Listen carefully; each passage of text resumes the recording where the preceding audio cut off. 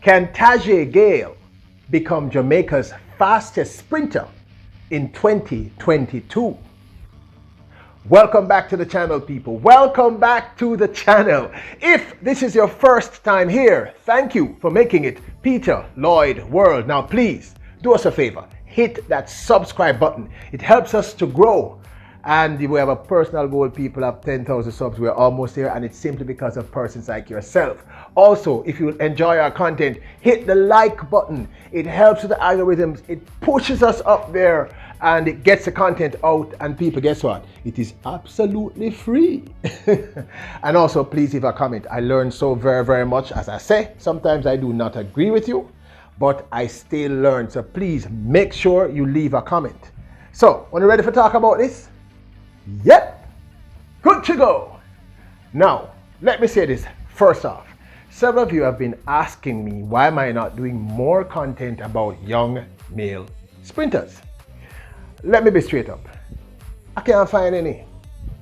I mean, there are some talented people out there, but the truth is 2021 and 2020 has not been the best season for them.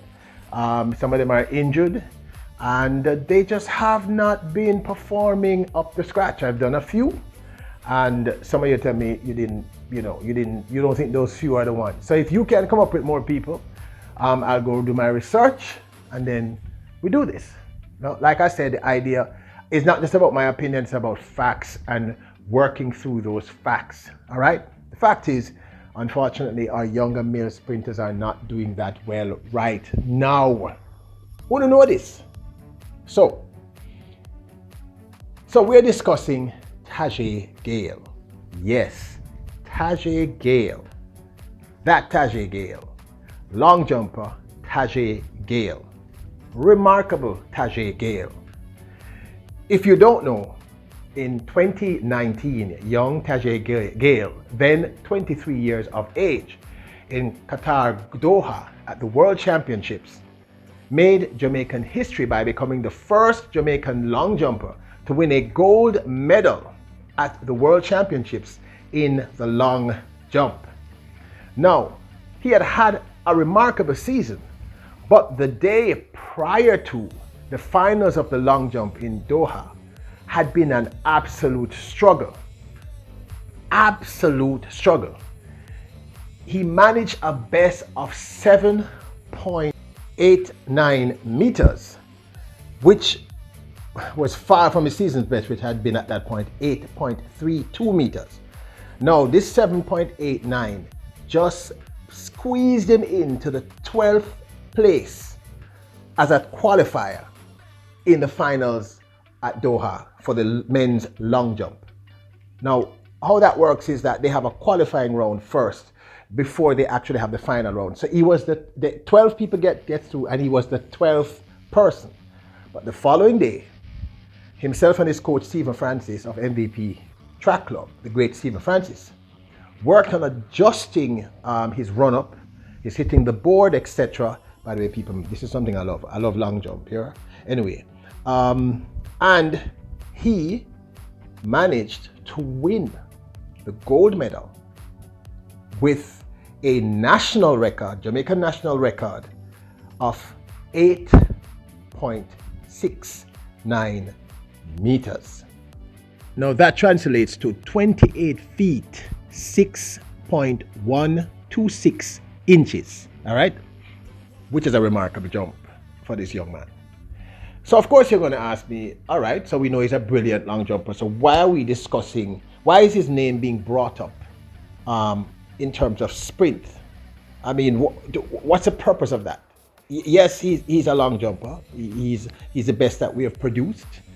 Yes, Peter, that's a great thing. National record, first person to win a gold medal. What's the reason? Okay, so let's talk. What's the reasons? And I kind of figured that some of you would be completely thrown off by me bringing up Tajay Gayle and suggesting that Tajay Gayle can become, in this upcoming season of 2022, the fastest male sprinter in the island. And I really think this is a high possibility.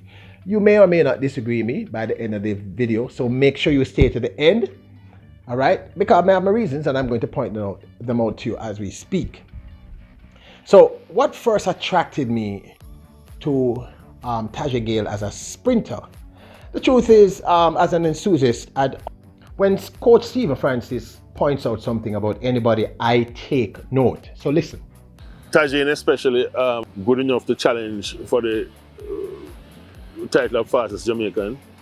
So that's point number one, and that to me is a huge deal. Almost everything that this man has said about any athlete, including earlier for the 2021 season, when he stated publicly, Shellyan was running the fastest times. He said Elaine Thompson is the fittest and best she'd ever been. She's going to have a remarkable season, and guess what? He was 1,000% correct.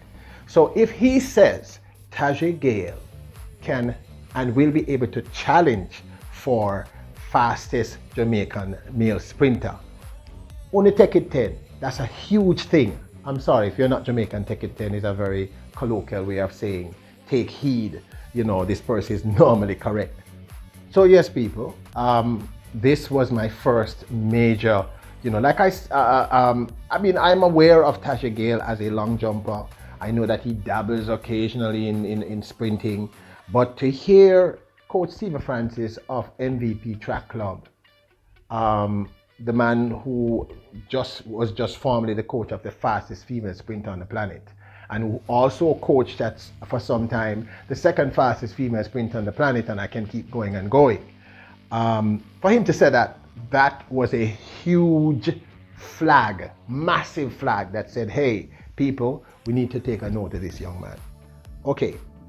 Then I was, just searching, trying to get some information on Tajay Gayle outside of the long jump, which I was very aware of and I'm very aware of.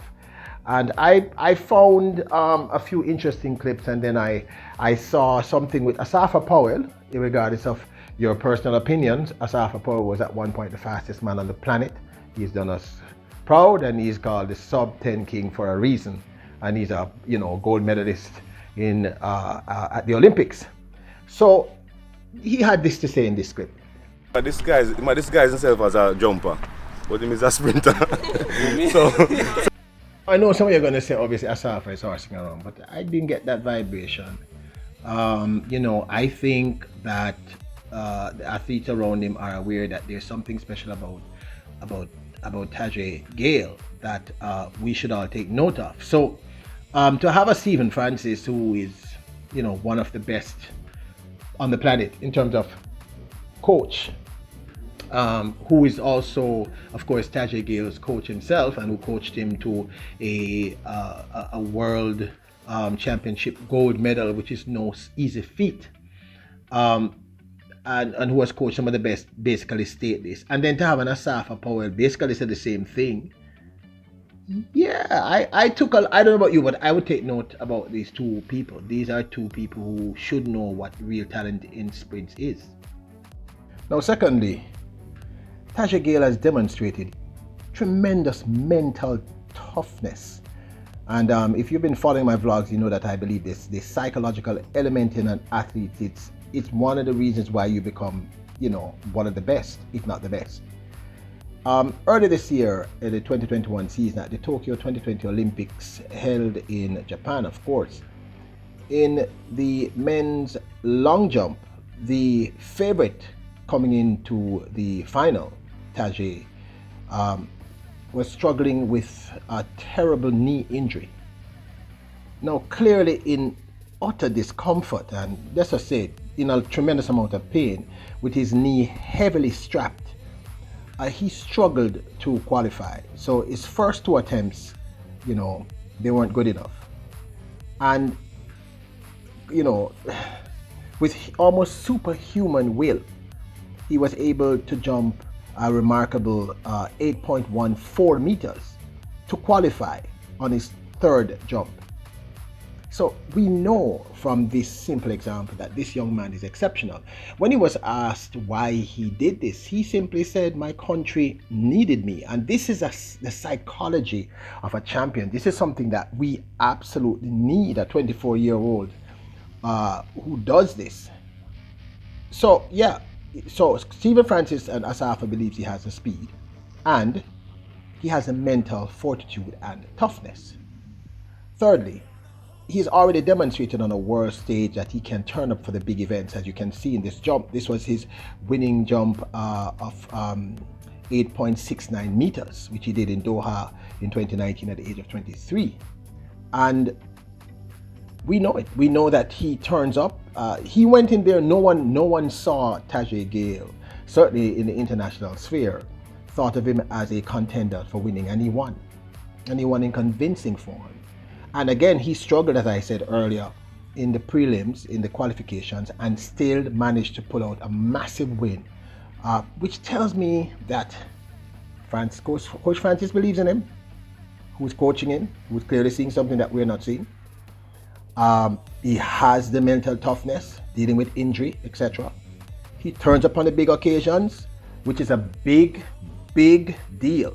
That's a huge deal. You can be as fast as lightning, people, but if you can't manage or handle the pressure on the big occasions, then you're never going to become a world champion or the best at what you do. So those are 3 reasons that I have. But then there's this 4th reason. He can run. I mean, if you look at his run-ups, he has explosive speed just in those run-ups. And like I said earlier, well, I don't know if I had said it, but I'm saying it now. It's something that I had noticed. When I was younger, I did long jump. So long jump is one of the things I really enjoy. And speed and coordination, of course, and height and technique are all very important. But he definitely has that kind of explosive speed that you need, which, by the way, lends itself to the concept of a sprinter. You may or may not remember Carl Lewis of the United States, who is considered one of the greats, a remarkable long jumper, and an amazing sprinter. So I finally found him running, and this is the first race. Well, the first race that I saw him actually sprint, and I was actually impressed. At the Velocity Fest held in March of this year, 2021, he wins the men's 100 meters in a time of 10.70.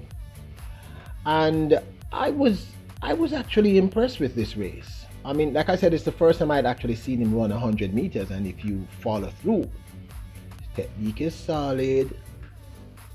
He's doing okay. Drive phase is all right, but he eases up maybe 10-15 meters away from the finishing line, which shows his inexperience, of course. Good knee technique, and he runs 10.70, and that's not bad for his first official race. Well, the first race that I know of. If you all know of anything else, I'm sure you'll leave it in the comments. And I mean, when I looked at that race and I examined it, I saw all the necessary, his start was okay. His drive phase was okay. He was okay. His technique was all right. Like, apart from almost coming to a dead stop 15 minutes before the tape, I saw potential. I know I saw an athlete who clearly has potential to run the 100 meters. And I know that you're going to say Pumpy at 10.70 is not very impressive. But it's not bad at, age 24, 25 for your first race. But this actually impressed me now. Now, just a few months later, in May of this year, 2021, at the Destiny Series in the 100 meters, you can already see the difference. You see the difference, people? Much better technique, drives right through the tape, still kind of slows down. And he runs 10.18. That's a huge jump from 10.70. Let's look at this again. I slowed it down so you can see. He gets a much better start. Stays low. You can see the magic of Stephen Francis working, people. You can see that he's listening to his coach. He's evolving and he's growing. And I see tremendous improvement from the first race that I saw him in. Just look at how quickly he gets out of the blocks. Watch. Decent reaction time, better than before, much better. Stays low much longer. I mean, just look at his technique. Working the arms better. Nice long strides. Kind of remind me of Usain Bolt, to be honest. I mean, he's pretty tall. Look at the knees. Pretty relaxed in the chest and in the arms. Knees are right. He's getting into that top end speed now. You see him moving forward. He's about 50 to 60 meters in. Like a different athlete, completely different technique. Again, he kind of starts slowing down a little earlier, but he still runs through the tape this time. You can see it. Just look at this. 10.18. That's pretty impressive. That's just in 2 months of work. You can't tell me, guys, you don't see the potential. I think Tajay Gayle could actually become, if he remains injury free and keeps working with his coach and keeps improving at the level at which we just saw, yeah, he can possibly become the fastest sprinter in Jamaica in 2022, male sprinter. So I think those are the reasons why I am leaning towards a resounding yes. Stephen Francis saying you can, huge deal. At least 50% of the reason why I would say yes. Mental fortitude, dealing with that injury issue, huge deal. At least another 20%. Turning up on the big occasions, 15% more easily. Yep. And then that last 15%, people, you can see the huge improvement between March and May of this year, just in his running technique and his speed, from 10.70 to 10.18, and he still has a long way to go in terms of improvement. So I believe Tajay Gayle could become, you know what, I'm going to stick my neck out and predict that I think there's a huge possibility that Tajay Gayle could become the fastest male sprinter in Jamaica in the 2022 season. Of course, I love to hear your voice. I want to hear your opinion on this. What do you think? Do you think I'm right? Please put, hit the subscribe button. It really means a lot to us. We're getting close to that 10K subs, 10,000 subs, and it's simply because of you. The whole series is about yourself and my passion for this sport that I love so much, track and field, and being such a huge fan, and yourselves.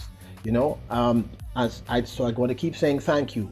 Hit the subscribe button, help out the channel. Secondly, hit the like button. The algorithms absolutely love it, and so do I, and it gets the content out. You have no idea how big that is. And by the way, hitting the like button is absolutely free. Absolutely free. So do it for us. Please hit that like button and leave a comment. I learn a lot. If I got anything wrong in this, make sure you tell me. I'll double check, make sure that you're giving me the correct information. You guys are so knowledgeable and learned about track and field. And what I always say, as always, bless up, yeah. Bless up, yeah. Bless up. All right, okay, people, bless up. Have a wonderful, wonderful day.